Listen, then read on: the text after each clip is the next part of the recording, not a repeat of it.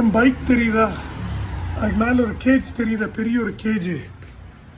நான் இன்னைக்கு இது முதல் தடவை 2-3 வாட்டி நான் பண்ணிட்டேன். பைக் மேலே அப்படி வச்சு நான் ஓட்டிகிட்டு வந்துட்டுருந்தேன். திருச்சியோட அந்த பெரிய ஃப்ளைஓவர் இருக்குது, அங்கேருந்து இறங்கி அந்த ரேஸ் கோர்ஸ் ஸ்கூலில் என்ட்ரு பண்ணும்போது பின்னாடியிலேருந்து ஒரு போலீஸ் பைக்கில் வந்து நிறுத்தி நான் ஹெல்மெட் கழட்டணுன்னு, சார் நான் ஏதோ சின்ன பையன் நினச்சி கண்ணா பண்ணான்னு நான் திட்டியிருப்பேன், ஹெல்மெட் கழட்டினதா என்னை விட உங்களுக்கு ஏஜ் இருக்கும் போல இருக்குது, இவ்வளோ பெரிய பாக்ஸ் வச்சு எப்படி சார் பைக் ஓட்டினீங்க, ஹேண்டில் பார் என்ன கண்ட்ரோல் இருக்கும் உங்களுக்கு, நீங்களே இப்படி பண்ணிங்கன்னா எப்படி சார், தயவுசெய்து இப்படி பண்ணாதீங்க, ஒரு ஆட்டோ கூப்பிட்றதுனால என்ன ஆயிரப்போகுது அப்படின்னு. எனக்கு வயசாயிருச்சுங்கிறதுக்காக நம்ம தப்பு பண்ண மாட்டோங்கிறதே கிடையாதுங்க. இந்த தப்பு பண்ணும்போது தப்பு பண்ணுறோன்னே எனக்கு தெரியல, 2-3 வாட்டி பண்ணிட்டேன். சும்மா ஒரு சொல்லு பலார்னு அரைஞ்ச மாதிரி இருந்தது. தப்பாக